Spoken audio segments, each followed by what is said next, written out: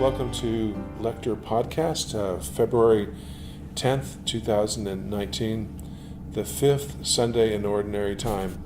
And once more this week, I have Lily Murray and Remy Hanrahan. They're going to help me with this today.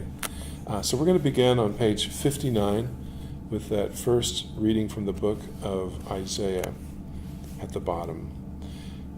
As he relates his call, the prophet Isaiah emphasizes certain elements. God calls him during the temple liturgy.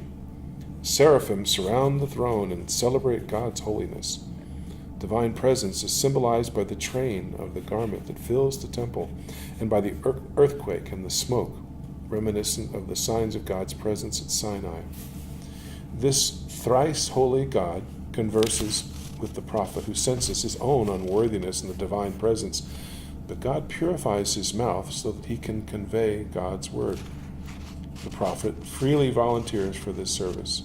Here I am, send me. The vocation narrative stresses the contrast between God's holiness and human smallness expressed by an astonished youth. So, who consents to being overwhelmed by God and receiving a mission?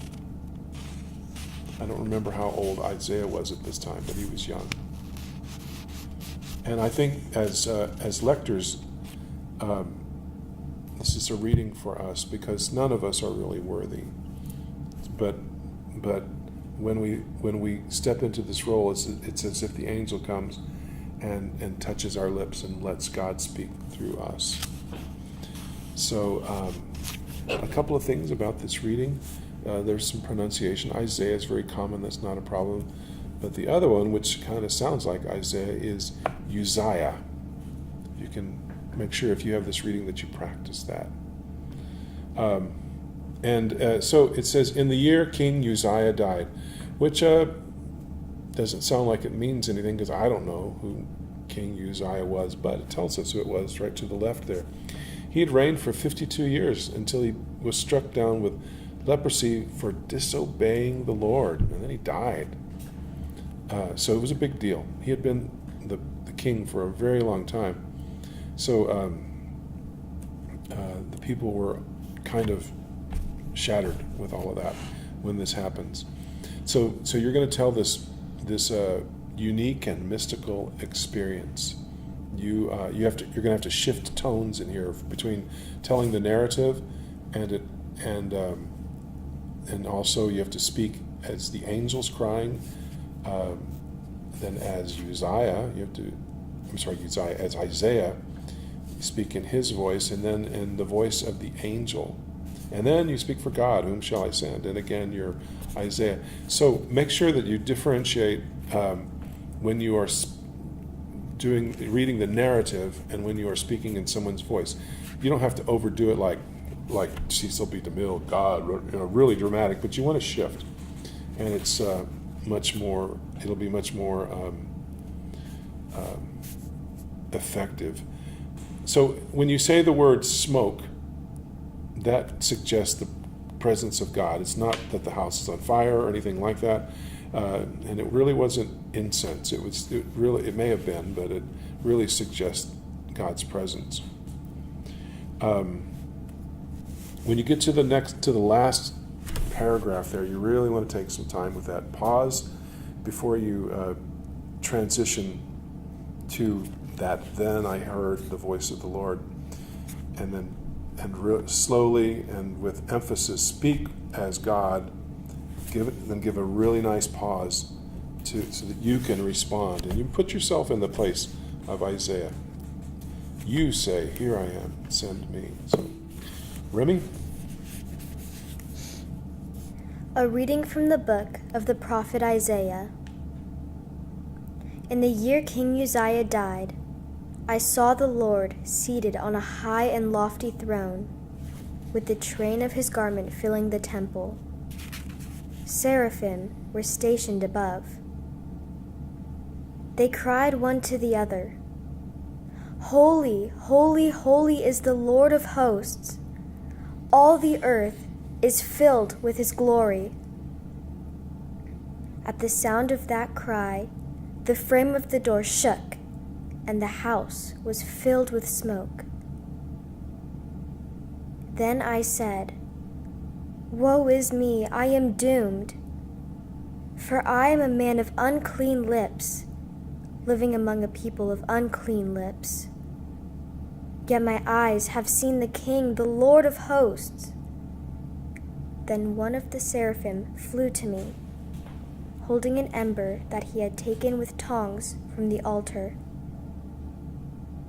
He touched my mouth with it and said, "See, now that this has touched your lips, your wickedness is removed, your sin purged." Then I heard the voice of the Lord saying, "Whom shall I send? Who will go for us?" "Here I am," I said. "Send me." The word of the Lord. Thanks be to God. Excellent.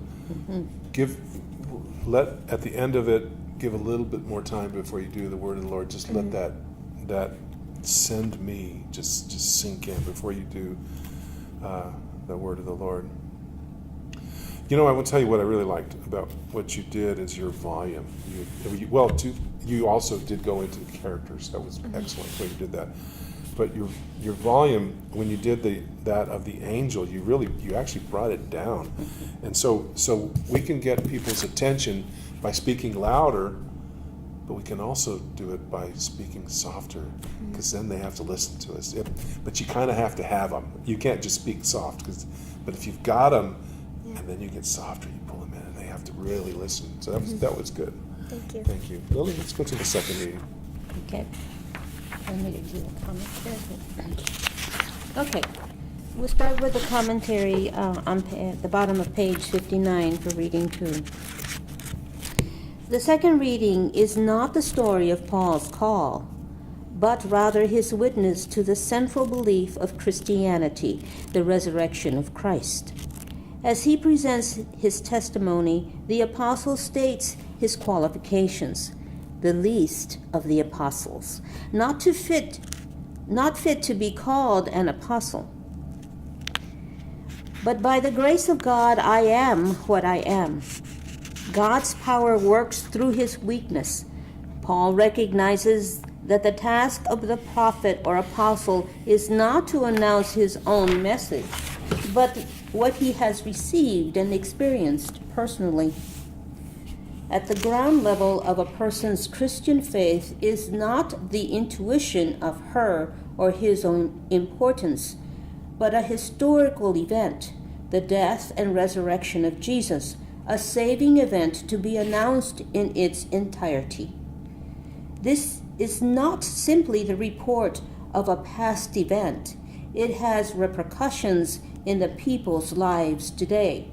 Christ appeared to Cephas, to the 12, then was seen by 500 sisters and brothers, and to the least likely, Paul himself. Christ is manifested to every believer who is faithful to the call she or he has received. People today will believe in the resurrection of Christ not so much on the testimony of yesterday's witnesses as by the changed and ever-changing lives of today's witnesses.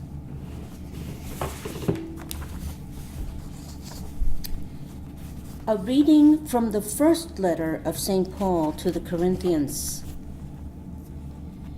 I am reminding you, brothers and sisters, of the gospel I preached to you, which you indeed received, and in which you also stand. Through it you are also being saved, if you hold fast to the word I preached to you, unless you believed in vain. For I handed on to you as of first importance what I also received, that Christ died for our sins in accordance with the Scriptures, that he was buried, that he was raised on the third day in accordance with the Scriptures, that he appeared to Cephas, then to the 12. After that, Christ appeared to more than 500 brothers at once, most of whom are still living, though some have fallen asleep.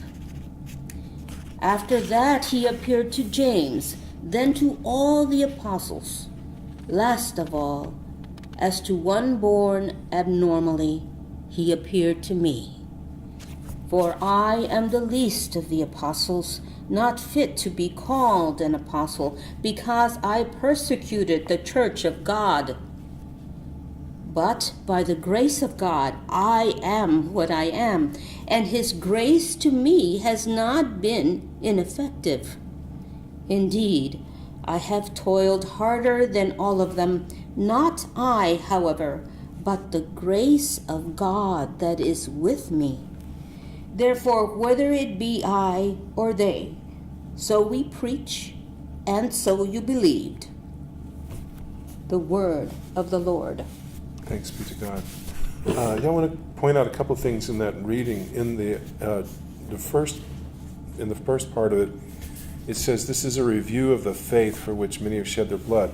This is like a mini creed. It's like a profession of faith. This is the facts of our faith. Jesus died, was buried, raised, and then he appeared. You know, these are some of the main facts of what we believe. And then he goes into these appearances, and he's like he's trying to underline all these things that he said by the appearances. And then he rose, and then these people saw him. You know, he was trying to impress them. Then he talks about himself, and I think it's important that, you know, he's not bragging on himself. Paul just got knocked hard. You know, God just, I mean, we talk about him falling off a horse and whatever it was, but he got him, you know, and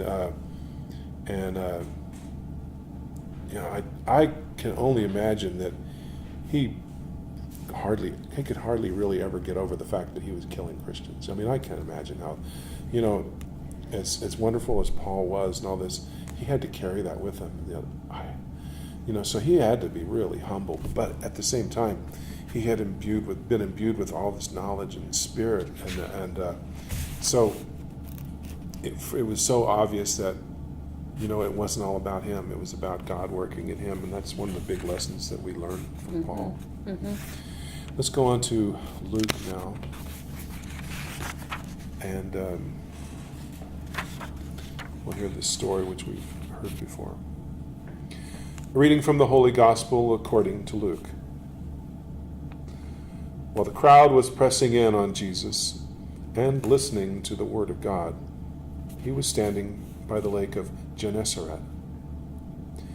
He saw 2 boats there alongside the lake. The fishermen had disembarked and were washing their nets. Getting into one of the boats, the one belonging to Simon, he asked him to put out a short distance from the shore. Then he sat down and taught the crowds from the boat. After he had finished speaking, he said to Simon, "Put out in deep water and lower your nets for a catch." Simon said in reply, "Master, we've worked hard all night and have caught nothing. But at your command, I will lower the nets." When they had done this, they caught a great number of fish, and their nets were tearing. They signaled to their partners in the other boat to come and help them. They came and filled both boats so that the boats were in danger of sinking. When Simon Peter saw this, he fell at the knees of Jesus and said, "Depart from me, Lord, for I am a sinful man." For astonishment at the catch of the fish they had made seized him and all those with him, likewise James and John, the sons of Zebedee, who were partners of Simon. Jesus said to Simon,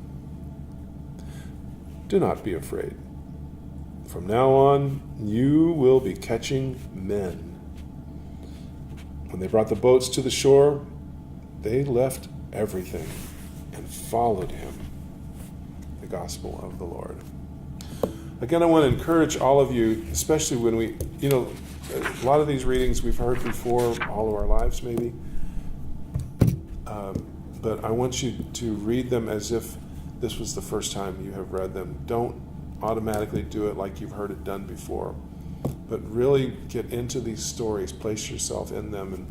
And I think a couple of weeks ago, Remy was saying that she spends about 30 minutes at least working on a reading. And what do you do in those 30 minutes when you're practicing? Make sure that I know how to pronounce words and how to find a way to say it. And what do you mean find a way to say it? Because some things are hard to find a way to say, so I try to make sure that I kind of proclaim it Out loud? Yeah. Okay.